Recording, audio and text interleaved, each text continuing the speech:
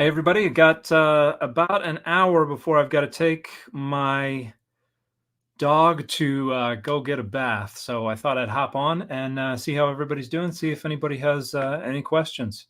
So as the title of the live says, come say hi. And I will see if I can get some folks to join us.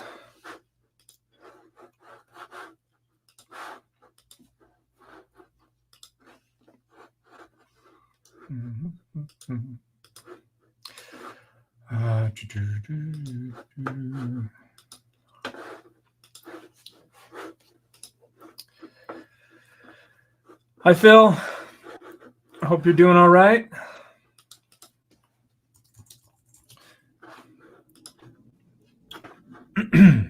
Hi, John. Just want to say thanks for all your content. Well, thank you, sir. Appreciate that. That's very nice of you. Hi, Jamie. I'm just putting a tweet out there saying I'm live on YouTube.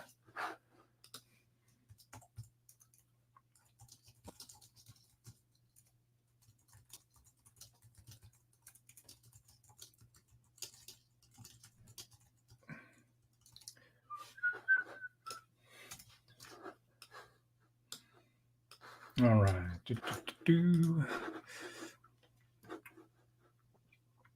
Saw Trans-Siberian Orchestra yesterday. I still remember 1999. My brother and I were in the airport in Frankfurt. We had to be there was it Frankfurt? No, it was Munich. Yeah, it was Munich. We had to be there overnight. And the whole airport like emptied out. And so we were just wandering around a pretty much empty airport, and we found a little lounge area where there was like a Trans-Siberian Orchestra concert on the TV. So we just sat there and watched that. But they were doing like Metallica covers. So I thought that was pretty fun. All right, give me just one moment.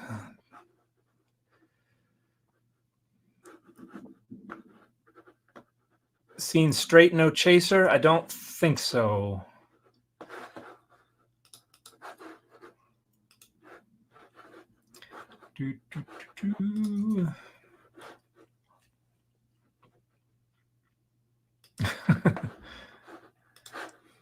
I'm posting the link on Facebook, and the thumbnail that it picked is not flattering, but oh well. And somebody, it was actually on a YouTube live a little bit ago. I don't remember who it was, but somebody was like, "What do you think about this book?" And I was like, "I don't know about that book." So I ordered it, and it just arrived yesterday. And I'm looking forward to getting into it. It's called Religion Evolving: Cultural, Cognitive, and Ecological Dynamics by Benjamin Grant Przicki and Richard Sosis, who are both very well known within the field of the cognitive science of religion. So I'm excited to dig into this. Dan should refer to his live stream viewers as biblically accurate angels. Why? Because they just look like regular people. Hi, Moon Shoes. Great name. Hi, Brent. Yeah, I think 1999 was when they started touring. Well, that would make sense.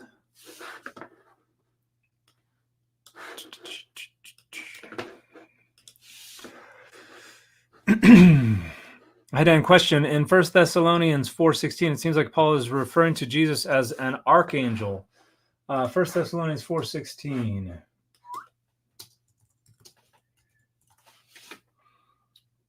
With the voice of an archangel. Yeah, I don't think it's referring to Jesus as an archangel, just saying his voice will be like one. With the trump of God and the dead in Christ shall rise first. Yeah. I don't think it's referring to Jesus as an archangel. However, there is an argument to make that Paul thinks of Jesus as kind of using the template of the idea of the name-bearing angel. And in one of these red volumes right here, Paul Holliday's Hermeneia commentary on Philippians talks about this, and how particularly the hymn in Philippians 2 seems to reflect that idea of Jesus, not as an angel, but taking that conceptual template of the name-bearing angel and saying Jesus is doing the same thing. Hi, Jill. Thank you for the kind words. I appreciate it. Wish I had the attention span to read books, only articles and YouTube content for me. I understand the feeling. I get like that quite a bit, actually. In fact, I've had to read books in bits and pieces lately, mainly because of my schedule.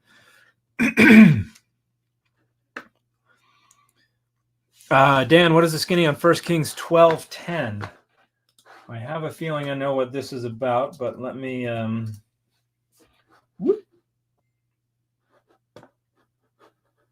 Yeah, my little finger shall be thicker than my father's loins. It's yeah.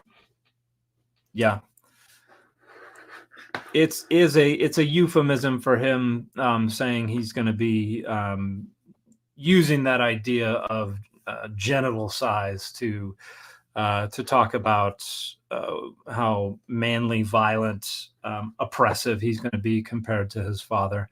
And there are other even more vulgar things in the text.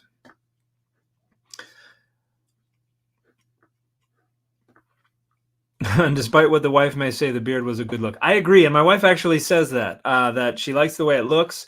She does not like the way it feels on her face. So, yeah. Do you have a recommended book list available for download? I'm afraid I don't. I get asked for that quite frequently, but I recommend books so frequently. I do have bibliographies that I create for the online courses that I do. So I do have a number of those bibliographies. And I would be, and maybe I can put those bibliographies on. In fact, I'll probably plan on putting them on my link tree just so people have access to those. But they're going to be related to specific topics. So there'll be a Asherah bibliography. There'll be a homosexuality in the Bible bibliography. There will be an Adonai and El bibliography. And then I've got to finish up tonight. I have my course, What is Religion, that I'm teaching. So, and that will be cognitive science of religion, a little bit of cognitive linguistics, talking about where the concept of religion came from and how scholars use it today. So I have to finish up my bibliography for that. So that's another example of a bibliography that I can put up there.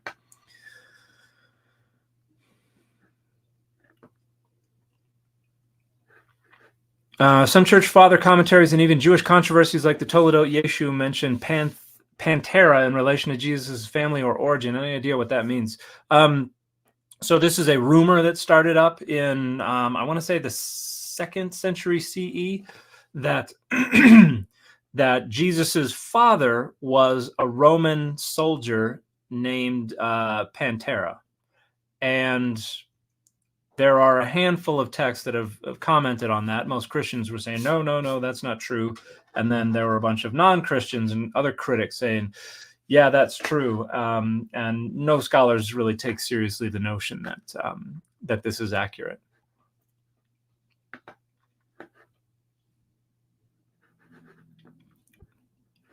Does being a non-believer lend or take credibility in the audience of believers with regards to your work? Well, I'm actually not a non-believer. I'm a Christian. I'm a Latter-day Saint. But I consider that to be separate from my academic work. So I make sure that it does not interfere with that. And it goes both ways. I have people on the believing side who think I'm a fraud, and then others who think that it helps them with their own faith. And then I have people on the non-believing side who think I'm a non-believer, and others who think I can't actually be a sincere believer. So everybody's going to think whatever they think, and they're going to subordinate my identity to however they think the world works. So that's pretty common.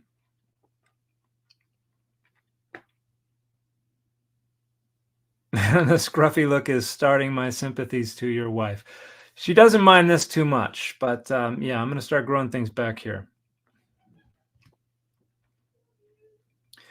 Hey, Jeremy, good to see you. Hey, Dan, any update on the book you are planning on writing? I am writing it right now. I've got about 5 chapters in various stages of completion, and then about 10 more to go. Well, no, I've got more than that started. I've got almost 10 that are started. 5 of them, I would say, are around halfway or more complete. So yeah, once I've got to have it in by like May. So and I'm turning down a lot of folks who are requesting I join them on their podcast or on their YouTube channel or something like that, just because I am trying to be very, very careful with my time, so I have enough time to dedicate to this. And this is one of the reasons that when I do lives, it's kind of off the cuff like this. Like I just happen to have about an hour, so I thought I would jump on and see what's going on.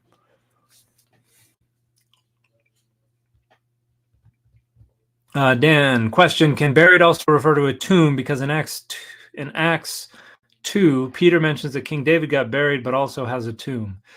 I was wondering if this is the same for Paul or it's Acts too far off. So yeah, tombs were usually underground or in a cave. The above ground tombs are kind of later, but I think people still refer to them being buried. That's something I would have to look into, but I think it can refer to the same thing. Could you give your general thoughts on the minimal facts argument for the resurrection? I think some of the minimal facts are massaged a little bit. I would not agree with a couple of them. And then the notion that the reality of the resurrection is the best or even a plausible explanation for the facts, even if you accept all of them, is nonsense. Nobody who studies the cognitive science of religion or the psychology of religious belief, religious identity, religious communities would take seriously that the only thing that could possibly explain people willing to die for this belief in the resurrection is that it actually happened. That's pure and utter nonsense. People die for community, for meaning, for making contributions to their family, helping their family out. People die for all of those things all the time. And if we have to accept something that's physically impossible as the most plausible explanation for why people would die for something that they may not have directly witnessed or may not know for a fact is true, then things like Islam and things like Mormonism and all these other traditions that have people dying for things that aren't really easily explained as things that actually happen, and Christians aren't willing to go. That's a bridge too far for the people making the minimal facts argument. So they're just not well enough informed about the psychology of religious belief and religious belonging and religious identity, and so it makes sense to them because they're not well enough informed. Any opinion on Marcion priority? I think that you're talking about the idea that Marcion's version of Luke, maybe, Luke is more original. I don't really know much about that that discussion or the details, what's going on with the scholarship right now. But most of the scholars that I know would not be favorable towards it. But that's something I need to figure out more on. Any comments on Bird's book, Jesus Among the Gods? It's an interesting discussion. I think I have concerns with it, the way the concept of ontology is developed, the way I think it's being read into the New Testament. So I'm not done with it, but so far it seems to be focusing entirely on John. And so I've got to get through it further. But I think there's a lot of good data in there. It's an interesting discussion for sure. Do you think it's possible at this point for new archaeological discoveries that could give us new insight into the texts that have become the Bible, or do you think we have what we're going to have? I absolutely think it's possible for new archaeological discoveries. In fact, I think it's virtually an inevitability. At some point, we'll discover more stuff, and hopefully it happens in my lifetime, but I'm not sure.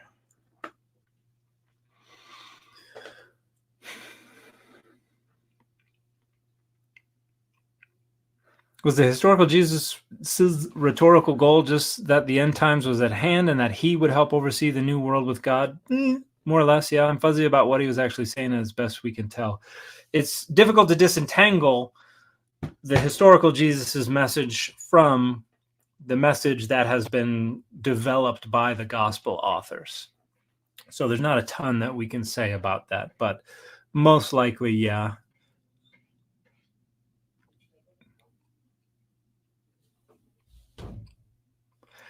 Hi, Dan. What do you mean when you study the cognitive study of the Bible, and how might it be different than other studies of the Bible? So I go into a lot more detail in my book, Adonai's Divine Images, which is open access. You can go on my link tree, and you can find a link directly to the PDF of my book.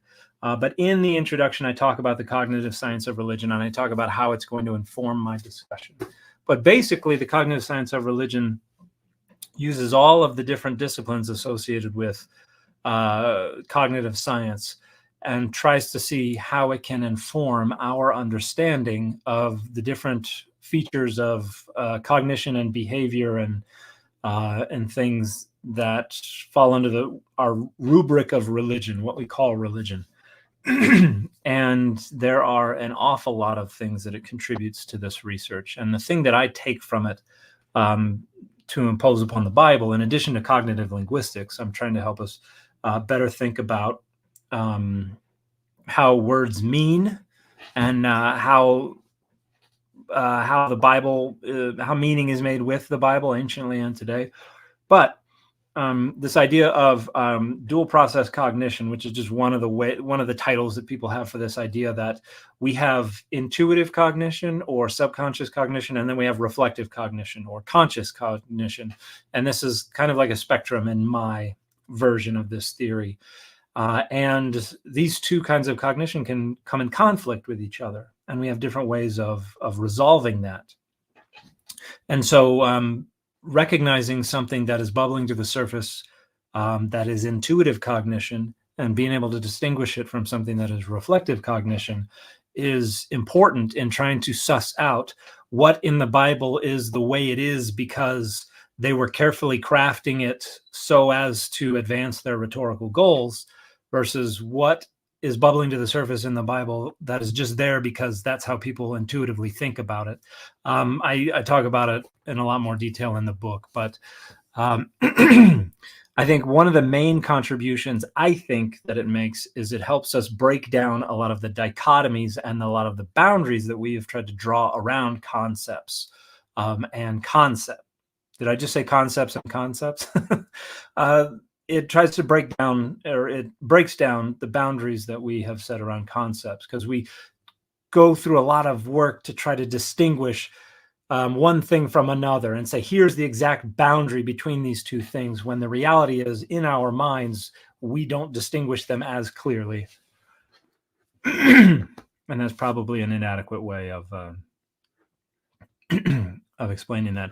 Is Jesus God as the Trinitarian doctrine explains according to Philippians 2, verses 6 through 7? No, Jesus is someone who was exalted and given God's name, and because of that is functioning as a God-bearing image, basically an idol or a divine image.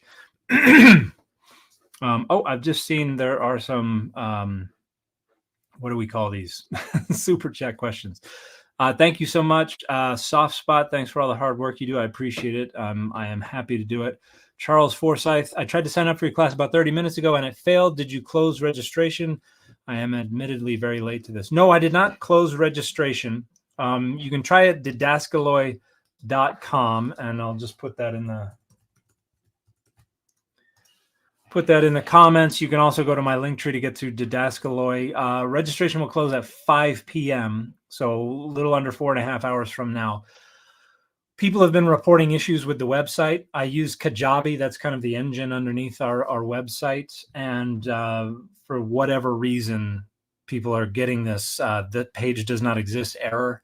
And so if somebody's trying to register and they run into that error, email me at dan@didascaloi.com, didaskaloi.com, if that's how I spelled didascaloi in the text, and we will get you registered through some other means.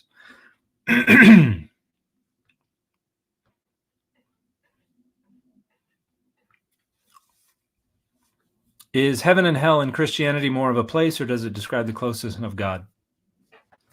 In the Bible, it's not really clear. There are different concepts of hell and different concepts of heaven that are represented, and it really gets systematized and fleshed out in the centuries after the New Testament is complete. And so the idea that it describes closeness to God, I think, is a much later conceptualization. I think in early Christianity, and particularly in what we become Orthodox Christianity, it was definitely considered more of a place.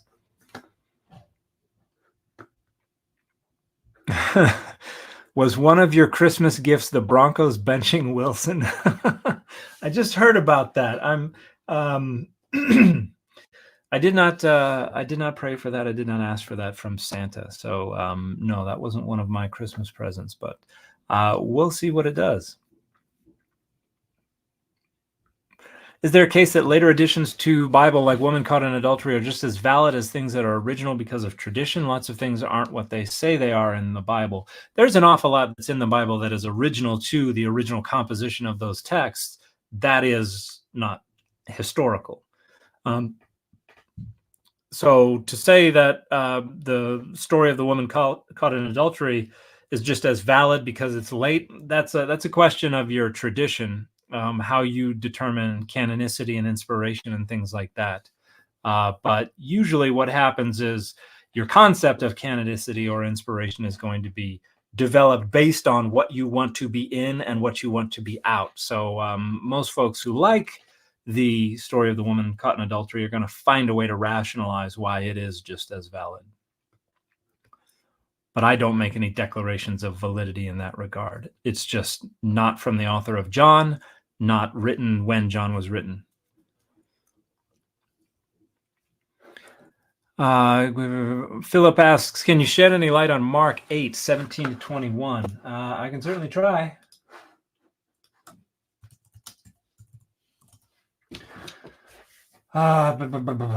So when I break the 5 loaves among 5,000, how many baskets full of fragments took ye? When I broke the 5 loaves for the 5,000, how many baskets full of broken pieces did you collect? They said to him, 12. And the 7 for the 4,000, how many baskets full of broken pieces did you collect? And they said to him, 7. Do you not yet understand? 12 and 7 were symbolic, significant numbers, completion, perfection, things like that. So you could also say that the 12 evokes the concept of the 12 tribes of Israel, that it is the house of Israel that is being cared for there. But those numbers are symbolic and so represent whatever imagery, whatever thoughts are being evoked in the minds of the original hearers, which probably had to do with concepts of perfection, concepts of completeness, wholeness, ideas associated with the 12 tribes of Israel, and thus and so. Hi, Dan. I absolutely love all your content. Well, thank you so much. Bakmoon. Is there a scholarly consensus on about when the deities El Elyon and Adonai merged and how long it took for most Judahites thought of them as the same? There's not a scholarly consensus. I think it's probably a consensus view that they were distinct and at some time were merged, but scholars have different ideas about it. I would say probably somewhere between 1000 and 900 CE, that century right there, is probably when it was underway and largely completed. There are scholars who think it may not have happened until under Josiah in the 7th century, so a few centuries down the road after that. I would imagine the majority of scholars probably think it's earlier rather than later. But I'm doing a state of the field survey, and that's a great question that I could add to the survey because I want to try to draw a better bead on the state of the field. Hang on just a minute. Excuse me. So that's a great question. I know I have the question about the distinction of El and Adonai, but I don't have a question about when.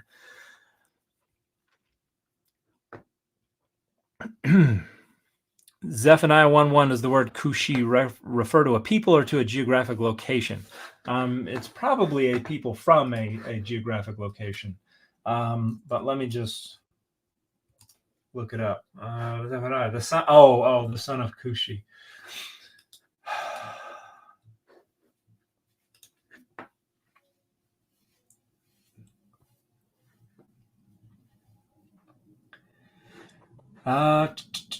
That's a tough one. because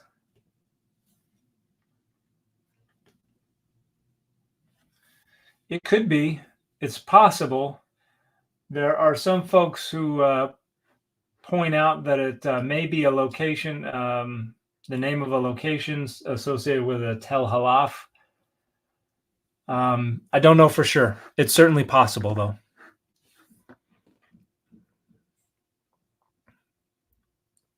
Thank you for the very kind words, everybody. I'm not reading all the comments. I'm trying to catch up so that my commentary is not 30 minutes behind, so that people can actually hear the responses as close to posting them as possible.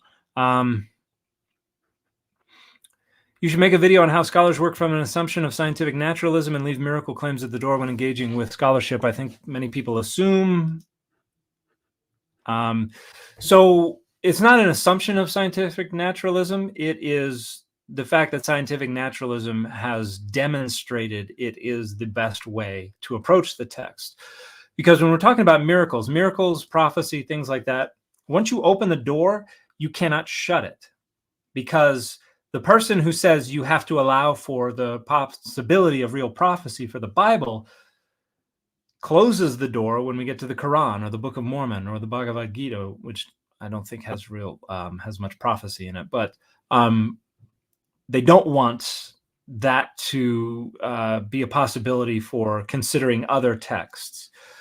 But if you say suspend scientific naturalism for these claims, you have to suspend it for all claims, at which point the entire project falls to pieces. You can't interrogate these texts if any claim to miracles or prophecy must be honored.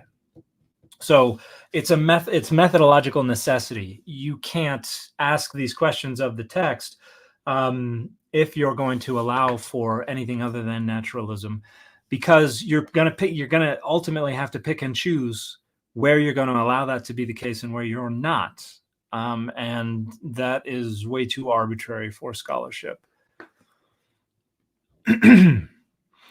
Dan, question, where did this idea come from that angelic beings are entirely immaterial beings? Because last time I checked, angels are always described as material when in the heavens. It comes from Greek philosophy, from a Platonic notion of the distinction of the fleshly and the corporeal and the earthly and the divine and the spiritual. Now, Plato had a notion of the spirit as a type of matter, but it was distinct from earthly matter.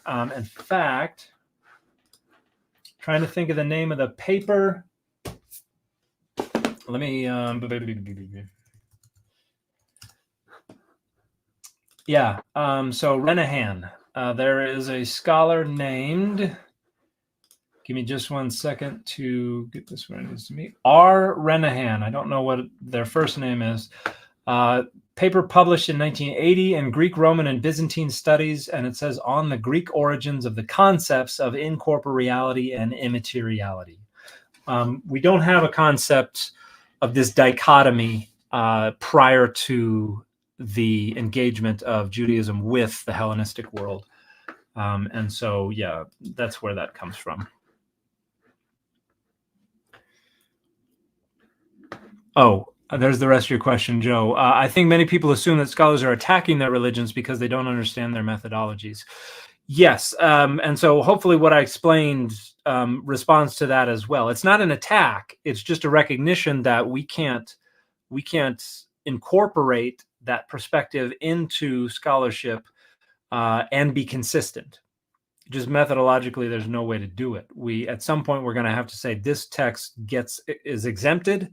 This text is not, and the only way to do that is based on which text you like and which text you don't. When can you guys next get Francesca back on? I can reach out to her and see if she's got anything coming up or if there's anything she'd like to talk about. Yeah, she's great. A cool bean, as you say. What are some of the possible explanations of why the book of Luke and the book of Acts seem to have different views of the atonement of the death of Jesus? Different authors, that would be one of the easiest explanations. I'm not totally convinced that they are the same author. I think it's probably the consensus view that they're the same author, but I kind of suspended judgment for the time being on that, but that would be the easiest explanation. And even if they are the same author, another idea is that the author is actually appropriating somebody else's account and representing it or working it into their own account. So what you see coming through that is different could be someone else's text that the author has taken over.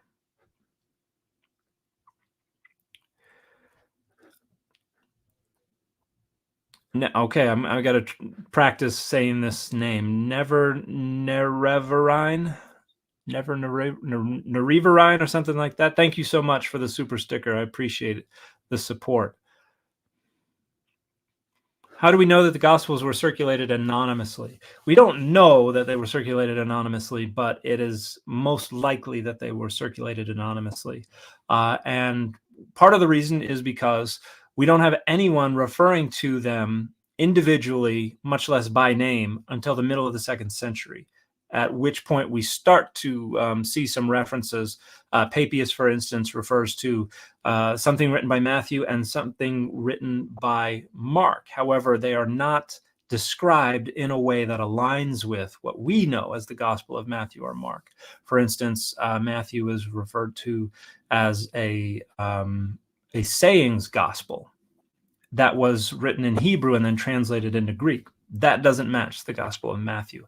Mark, that says that it was not written in order, but it was just Mark writing down Peter's memory of these events, which also doesn't match the Gospel of Mark as we have it. So by the time they're trying to attribute authorship, it is awkward. And it's not until around 175, 180 that we get Irenaeus, who first says, "Ha, Matthew, Mark, Luke, and John." And when we look at the manuscripts that we have, the earliest manuscripts, we don't have a single manuscript that preserves the very beginning of any gospel and lacks a name or a title for it just because of the accident of preservation. We don't have any of those.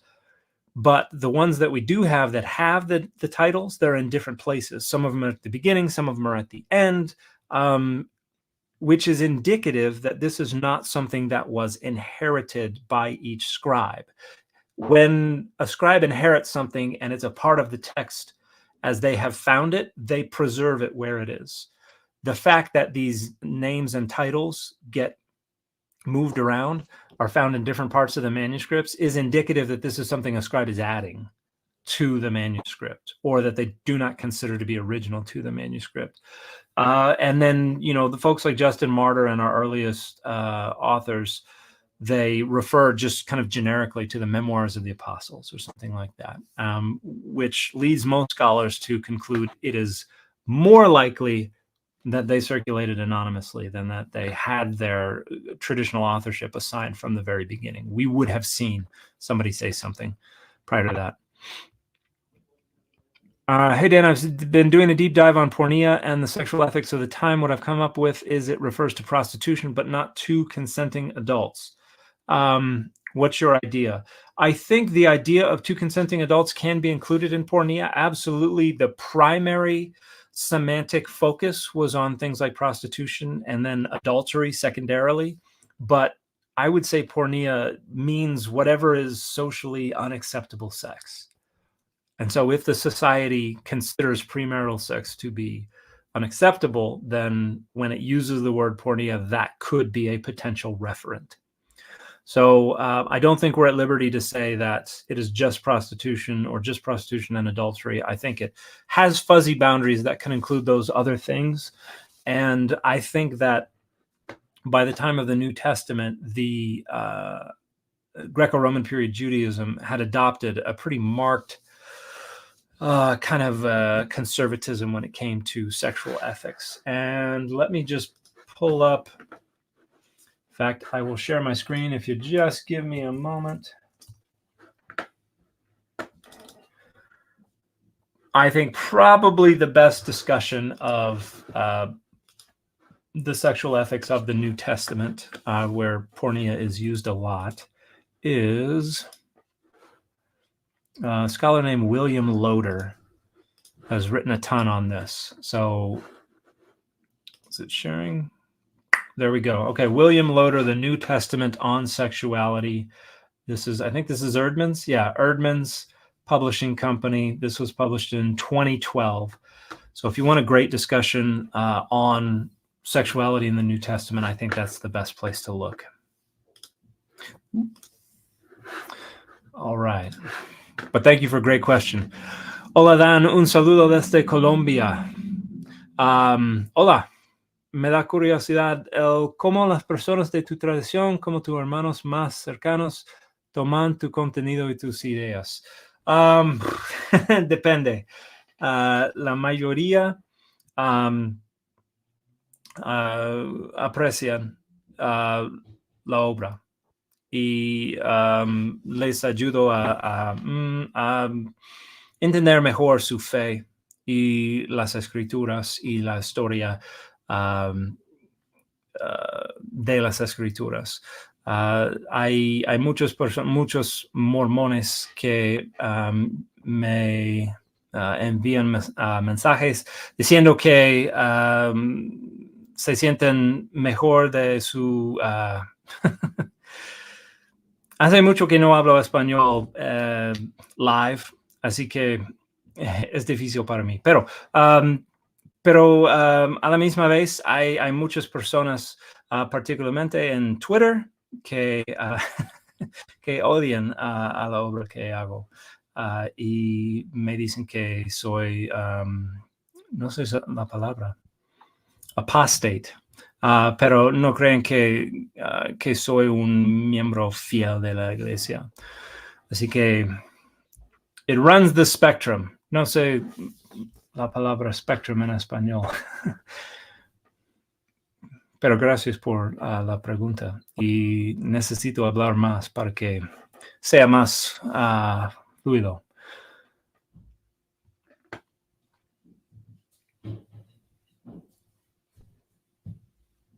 I got the new Oxford University Press commentary on the Book of Mormon that you recommended, and I'm very much enjoying it. Awesome. I'm glad to hear that. And I know that Grant will be glad to hear that as well. Andrew Nashat, thanks for the amazing work. Thank you for the kind words. Can you recommend the best academic study Bible in the market right now? So for a long time, I've recommended the 5th edition of the New Oxford Annotated Bible. I think that has the thematic essays in the back are phenomenal. The explanatory notes are great. The book introductions are great. This just came out a couple months ago. Last month? Okay, about a month ago. This incorporates the updated edition of the New Revised Standard Version. So the New Revised Standard Version is the translation that is used for the New Oxford Annotated Bible.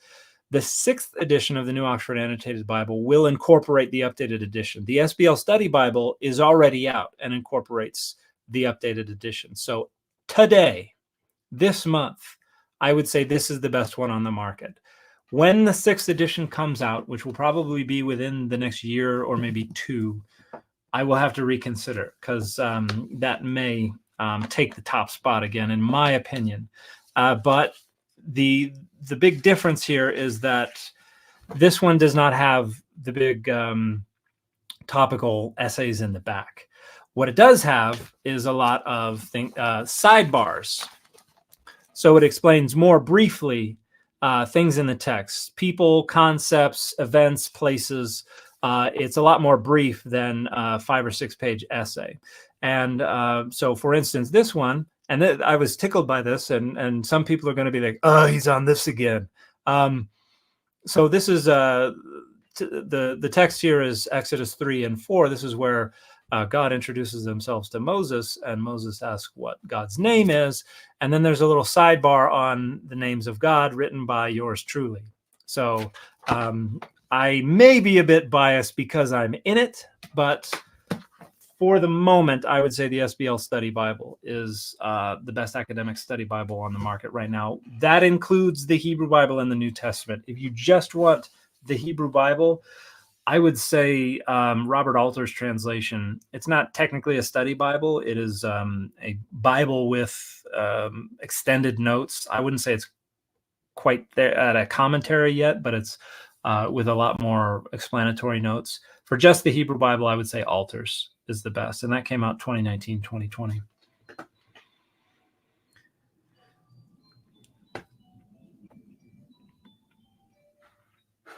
Oh gosh. Okay, I need to catch up on the super chats. I'm sorry, everybody.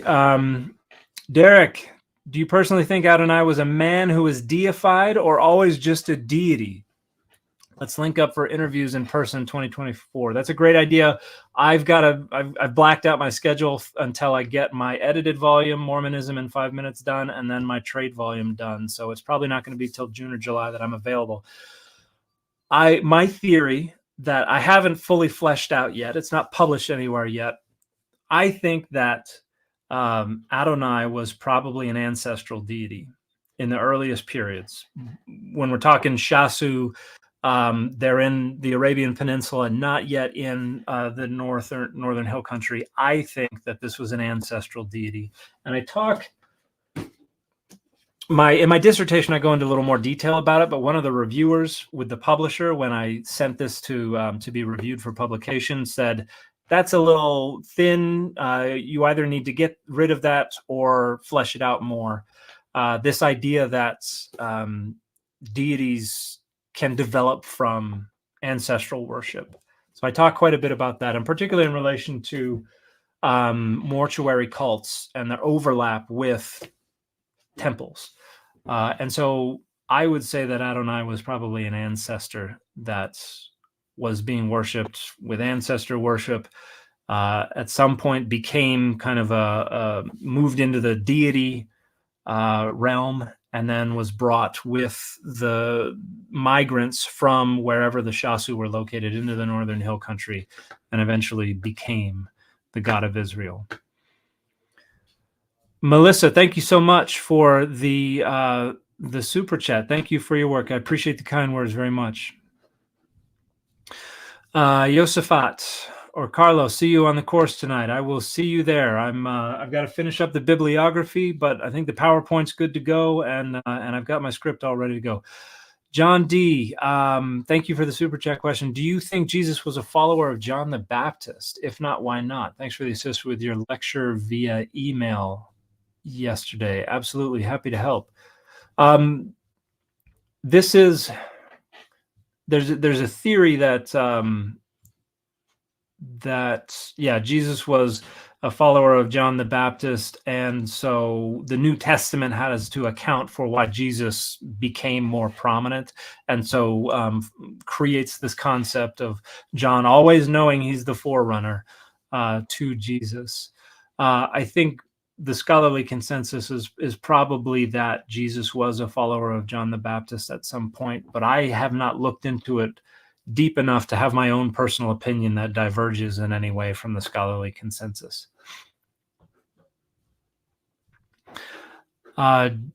Jerichosha, thank you so much for the super chat question. Thoughts on scholarship, e.g. Robert Eisenman or James Valiant, that argues Paul was a liar, a Herodian, pro-Roman, and was an opponent of the rebel James Messianic movement? Appreciate you. Well, I appreciate you too. Thank you so much for your support. I think those scholars tend to work on the fringes of the scholarly consensus. I am probably not entirely opposed to the notion that Paul and James probably butted heads. Opponents, I don't know if I would go that far. I don't know if we have enough data to say it was definitely one or the other. But yeah, from what little I've read of those scholars, I've not been incredibly impressed on their scholarship.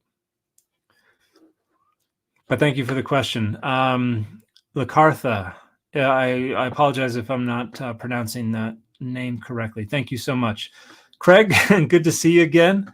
Hope you're doing okay. I'm jealous of all the flying that you're getting to do. I hate flying. I've always figured taking flying lessons might help me overcome some of that, but whew. Yosafat, saludos desde México. Vivo en pueblo al lado de un templo mormón. No creo que seas un apostata y muchos amamos tu trabajo. Gracias por tus palabras. Eso significa mucho para mí. Y como dije, hay muchas personas que apoyan a lo que hago y hay otras personas que, que no. Y yo en mi memoria, I don't even know how to say this in Spanish. The kind words last longer in my memory. Demoren más. Las the kind of, dang it, man, I'm embarrassed. I've not had to construct any real complex sentences in Spanish for a while, and it's embarrassing that I'm struggling to do so. But thank you so much for the kind words. Silent Mandible, thank you so much. Dan, is there any basis for listening supporting blasphemous art as being blasphemous or sinful itself? For example, enjoying black metal. That's the kind of question that's a little more theological, I think, that is going to differ from person to person. I don't personally think that there's anything harmful about that. People thought Dungeons and Dragons was evil or sinful for a long time. I get comments all the time. In fact, I have a video. I have not released it. I don't think I have. No, I haven't released it yet. It'll probably go out tomorrow morning. Somebody is saying that I should not be wearing T-shirts with Venom or with Spawn on them because that's demonic, and I'm supposed to avoid all appearance of evil, as it says in 1 Thessalonians 5:22. And so my video is kind of responding, saying, you misunderstand 1 Thessalonians 5:22. So I think a lot of that is boundary maintenance and is identity politics, and I think it's silly. Paul would say an idol is nothing in the world. Just if you're around weak people, don't eat food that was sacrificed to idols, but it doesn't mean anything to do that. And so if you like that kind of stuff, knock yourself out. I'm not going to stop you. Ed, Dan, love your content. Thank you so much. I appreciate it. Please recommend a book that explains the history of how the Bible canon was formed into what we have today. Something for a high school senior. This is the book that I recommend to everybody regarding the history of the Bible. This is by John Barton, History of the Bible, the book and its faiths. And it has, if I recall, a few different sections. Part 1 is the Old Testament. Part 2 is the New Testament. So this is how the text came together. Part 3, the Bible and its texts. So it talks about how they went from books to scripture, how the canon developed. And then part 4 is the meanings of the Bible. And so this is actually talking about how historically, the Bible has informed the Jewish and Christian faiths, how it has been interpreted within those faiths. So I would say this is, if they're an informed high school reader, I would say this is more like college level. But I think a high school reader would get a lot out of this. If you're looking for just the canon, the discussion of canon, there's an author, Lee Martin McDonald, who's done the most on this, but a lot of it's a little too technical for a high school reader. But let me see if I can come up with a recommendation there.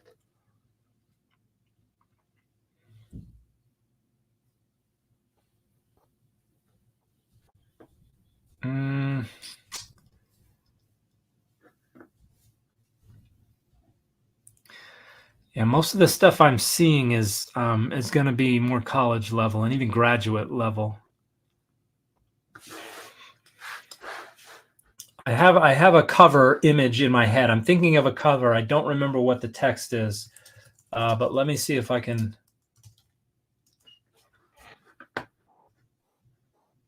Is that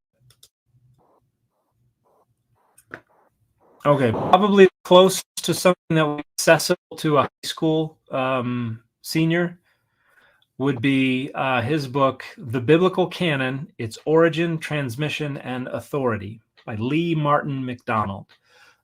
It's still going to be pretty technical, but of all of the work that I know he's published, that's going to be the closest. So I hope that's helpful. But thank you for a great question.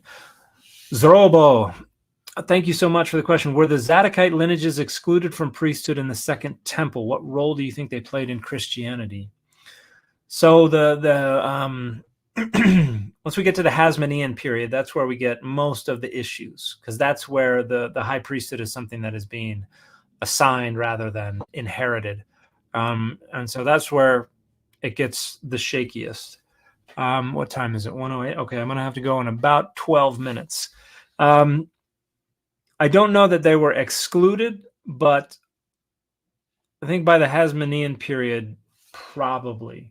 This is a debate that I'm not as well informed on as others. However, if you give me just a second, there is...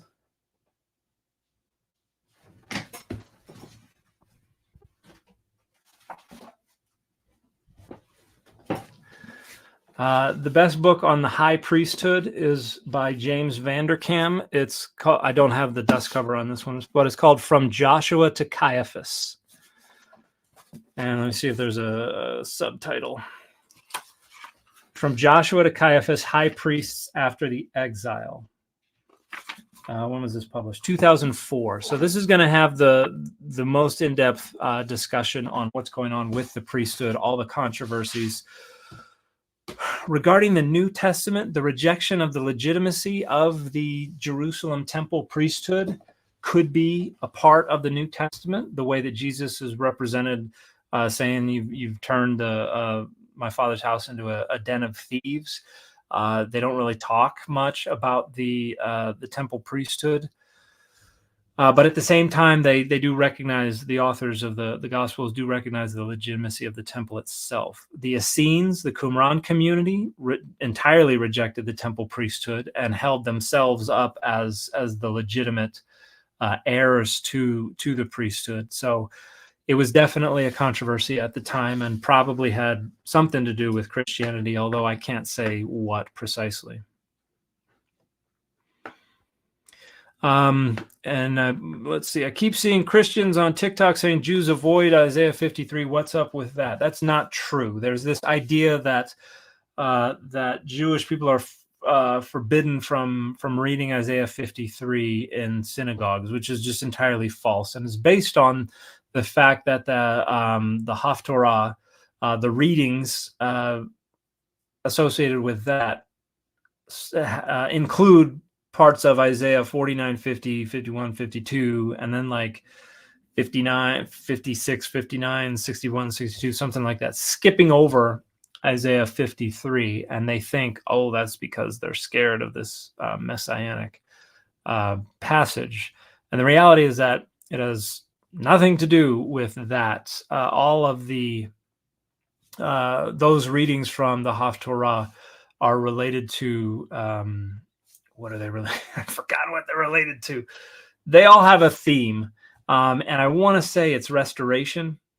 And Isaiah 53 just doesn't really have anything to do with restoration, so it's not relevant to the theme that caused all those passages to be read in the synagogue. There's no evidence at all that anybody's avoiding Isaiah 53. The suffering servant is an abstraction of the nation of Israel.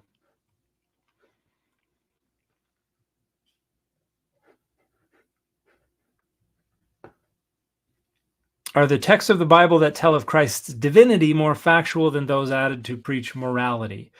I don't think so. I think those are both largely later additions, later accretions to the tradition, but I think the ones on morality are probably closer to what was actually preached by the historical Jesus. Adonai was a volcano god. That is the theory of one scholar who just published his he's been publishing papers for many years now and finally came out with the book. Nassim Amsalag is the name of the scholar, and let me pull up that book. Just came out this year, and I'll share my screen so you can see it. Doop, doop, doop, doop. Adonai and the Origins of Ancient Israel, Insights from the Archaeological Record, Nassim Amsalag, which is going to argue that Adonai comes from the south, from the area of Midian. A lot of metallurgy going on down there, a lot of volcanic activity going on down there. So he's going to say Adonai is associated with metallurgy, with volcanoes, and with serpents. And that's why we find these things particularly salient within the Hebrew Bible. So here is the primeval identity of Adonai. Ooh, get rid of that. Okay. Part 2, the primeval identity of Adonai, the conception of Israel. So if you're interested in that theory, that is one theory. It is not the predominant theory right now, but it is certainly one. That would be a book to check out. Just came out 2023, which is still this year. So it just came out this year.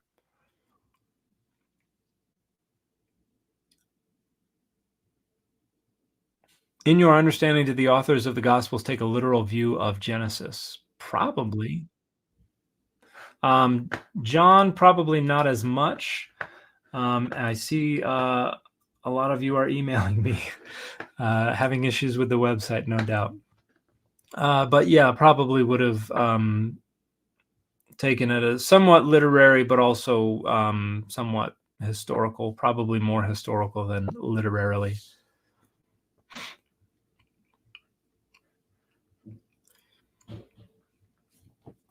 Excuse me. There's a big social media movement claiming Jesus as Palestine, obviously driven by political goals. Was Jesus a Jew, a Galilean, or nothing really applies? It's a debate within the scholarship right now about the meaning of the word Jew. We have these words, Judean or Jew or something like Jewish or something like that in Greek in this time period, but we don't know the details of what this meant. Is this an ethnic designation? Is it a religious designation, which I think is the least likely? Is it a regional designation? Is it a national designation? There are a lot of different ways to think about it. And so that's a big debate right now. Palestinian has the same questions. Is this an ethnic designation? Is it a regional designation? Rome renamed the area Syria Palestine following the Bar Kokhba revolts in the 130s CE. It was known as Palestine for many centuries prior to that. I think back to the Herodotus does it. I think 5th century BCE is the first time we have this designation in Greek, Palestine. But the way it's used suggests that many, if not most of the folks who used it as a designation of the region of the Philistines. So closer to the coast. Judea was called Judea. The Galilee, some people may have considered it part of Palestine, others may not have. We don't have a lot of good data, but first we got to decide, are we thinking of this as an ethnic designation, as a geographical designation, or what? So the notion that Jesus was Palestinian as opposed to Jewish, like he was Palestinian and not Jewish, I think that's ludicrous.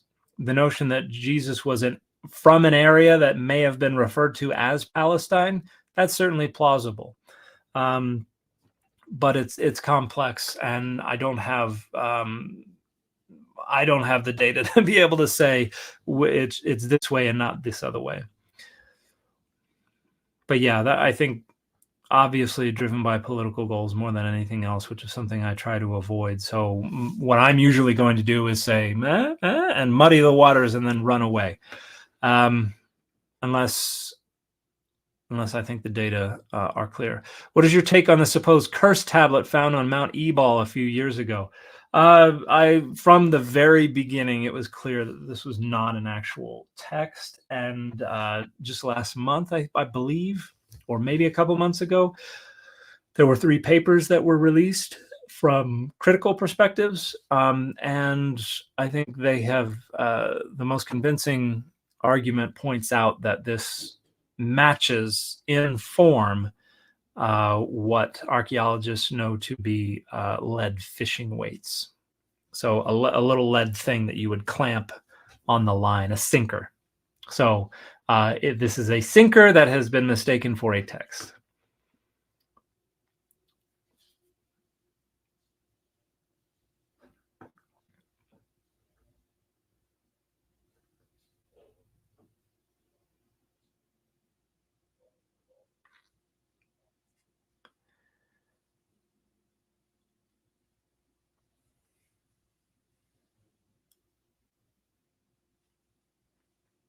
Oh, people paying for questions. I gotta. I overlooked those too much. I'm sorry, and I don't have a ton of time left. I gotta go in a couple minutes. Okay, Time Lord 93. Thank you for the contribution. I appreciate that.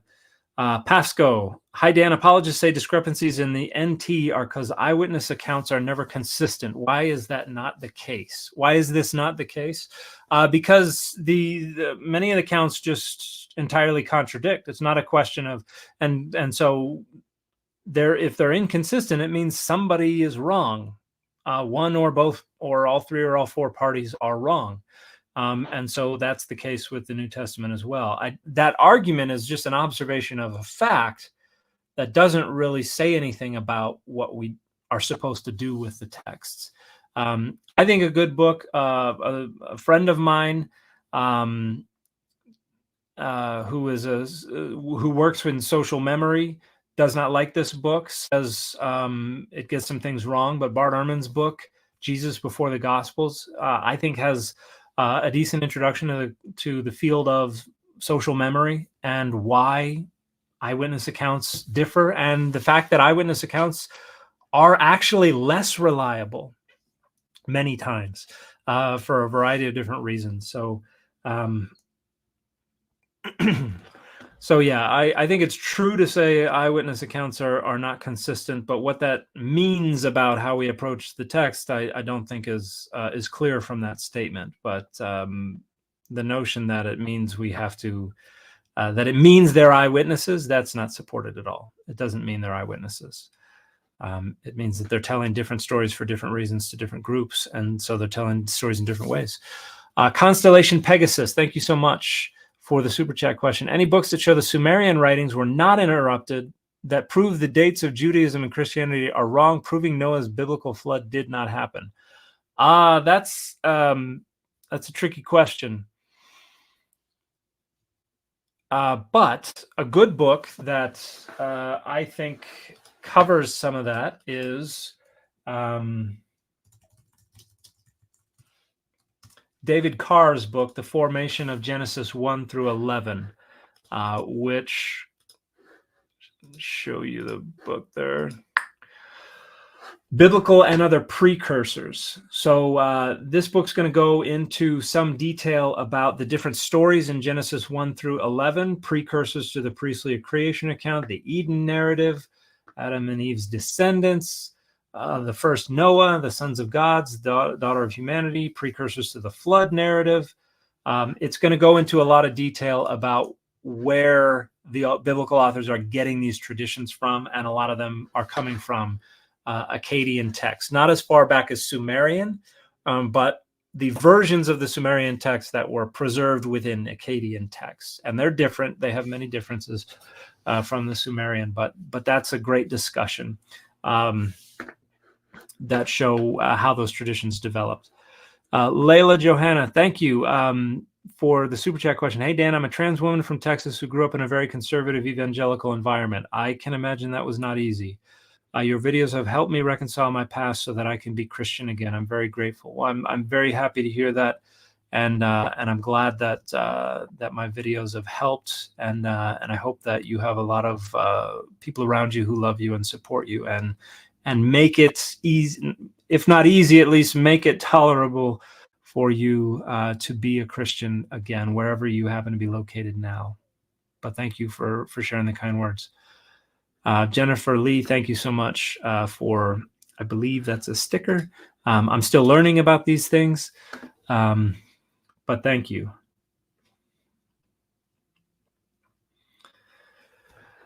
Oh, okay. It is time for me to go. I apologize, everybody. I got lost track of time. I got to get my doggy to an appointment with for a bath. So thank you so much for your time, particularly for all the super chat questions and the other wonderful questions that I've gotten. Your support means a lot to me. I wouldn't be able to do this without y'all. So thank you so much for your support. And I hope you'll let me know what I can do to continue to provide a great product and something that is helpful for y'all and helps people understand the Bible better. So hope you have a wonderful day. Hope you had, if you celebrate, a wonderful Christmas, and I hope you have wonderful people around you that love and support you.